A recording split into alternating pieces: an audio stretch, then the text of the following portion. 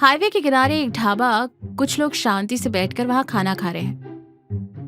भोलू और पप्पू एक कोने की टेबल पर बैठे दाल मखनी और रोटी खा रहे हैं।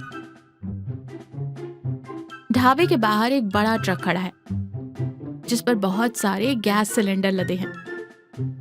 पप्पू रोटी का निवाला चबाते हुए कहता है, उस्ताद, अपनी तो किस्मत ही खराब है। पिछले महीने मुर्गियां चुराने गए तो कुत्ता पीछे पड़ गया। कल साइकिल चुराई तो उसकी चेन ही टूटी हुई निकली। हम कब अमीर बनेंगे?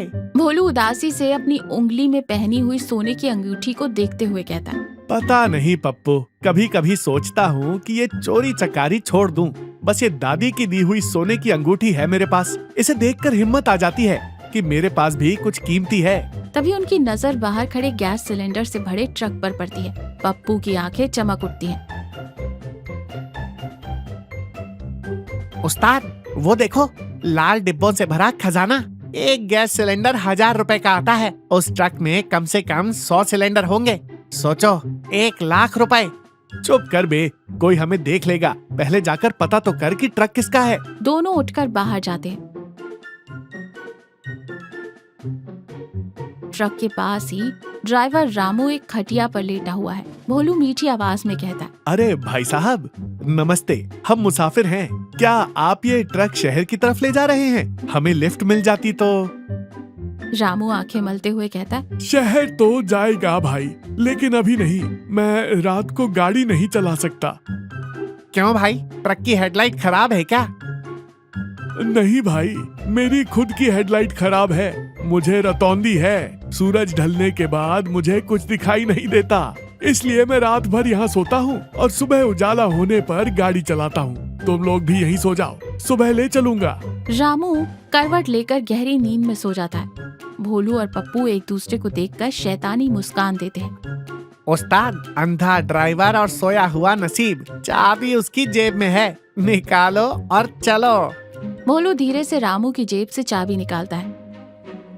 दोनों ट्रक में बैठते हैं और ट्रक स्टार्ट करके वहां से रफू चक्कर हो जाते हैं। भोलू और पप्पू ने ट्रक को शहर ले जाने के बजाय एक पास के गांव में रोक लिया है ताकि पुलिस या किसी और का डर न रहे।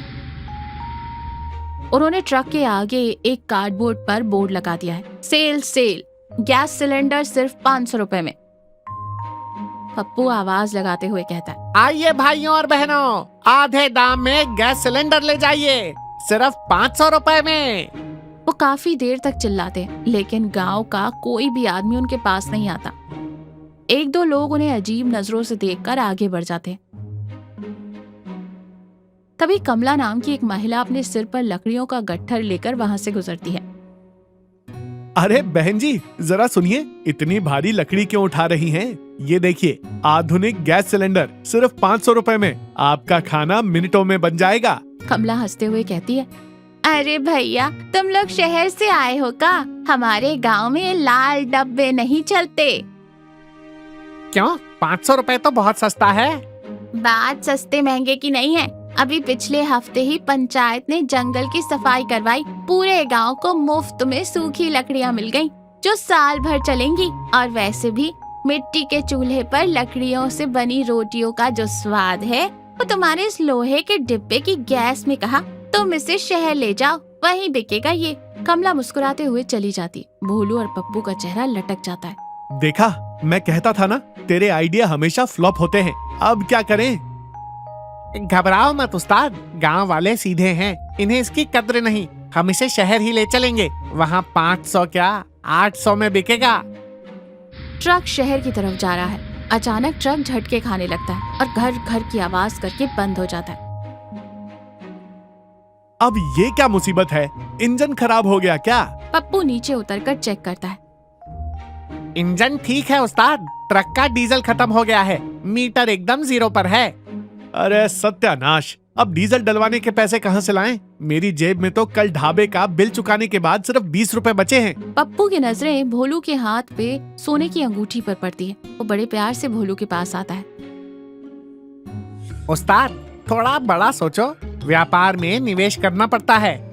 भोलू अंगूठी छिपाते हुए कहता है, तू मेरी अंगूठी की तरफ क्यों देख रहा है? ये मेरी दादी की आखिरी निशानी है। जब मैं रोता था तो दादी इसी अंगूठी वाली उंगली से मेरे आंसू पोंछती थी। मैं इसे नहीं बेचूंगा। पप्पू भावुक होने का नाटक करते हुए कहता है। उस्ताद, दादी ने क्या सोचकर तुम्हें ये अंगूठी दी थी? यही ना कि मेरा पोता एक दिन बड़ा आदमी बनेगा। सोचो, अगर इस अंगूठी को बेचकर हम डीजल डलवा लें और शहर जाकर ये सारे सिलेंडर बेच दें तो 1 लाख रुपए मिलेंगे। उन पैसों से मैं तुम्हें दादी की याद में सोने का एक पूरा हार बनवा कर दूंगा। दादी स्वर्ग से देखकर कितनी खुश होंगी।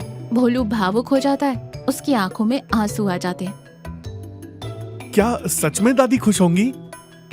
बिल्कुल उस्ताद, ये अंगूठी एक चाबी है जो हमारी किस्मत का ताला खोलेगी। भोलू भारी मन से अपनी प्यारी अंगूठी निकालकर पप्पू को देता है। वो उस अंगूठी को पेट्रोल पंप वाले को देकर ट्रक में पूरा डीजल भरवाते हैं और खुशी खुशी शहर की ओर निकल पड़ते हैं। ट्रक शहर पहुंच जाता है।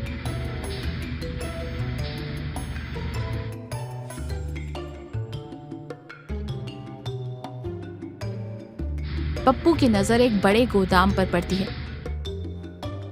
उस्ताद, इधर लो, यहाँ एक साथ सारे सिलेंडर बिक जाएंगे। हमें गली गली भटकना नहीं पड़ेगा। भोलू ट्रक को एक गोदाम के आहते में लगा देता है।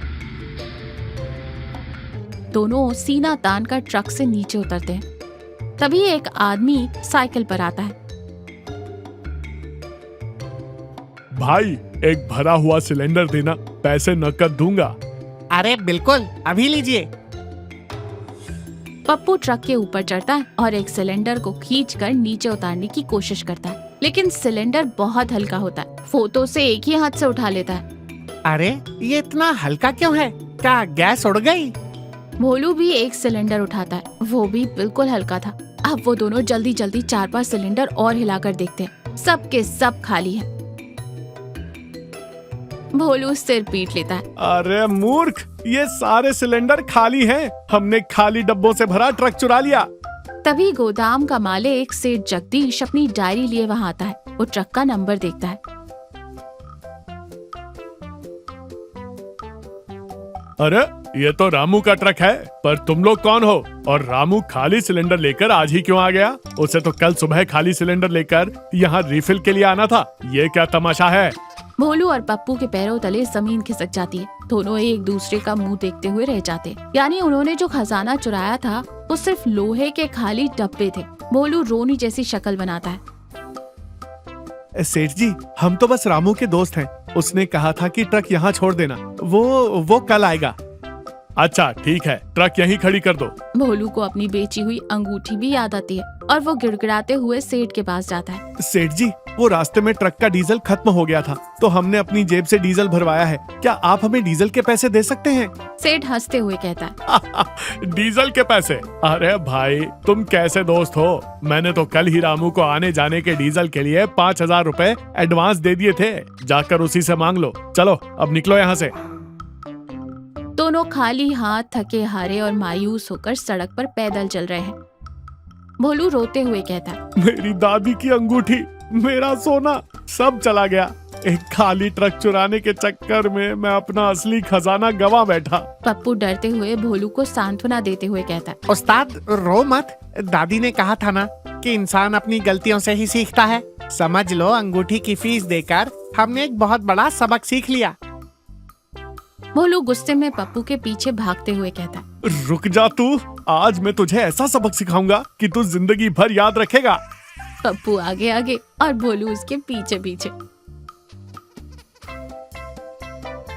देखा आपने, लालच हमेशा अंधा होता है। बिना सोचे समझे और गलत तरीके से पैसा कमाने की चाहत में इंसान अक्सर अपना वो नुकसान कर बैठता है जिसकी भरपाई कभी नहीं हो सकती। बेईमानी के राह में सफलता नहीं, बल्कि सिर्फ शर्मिंदगी और पछतावा मिलता है।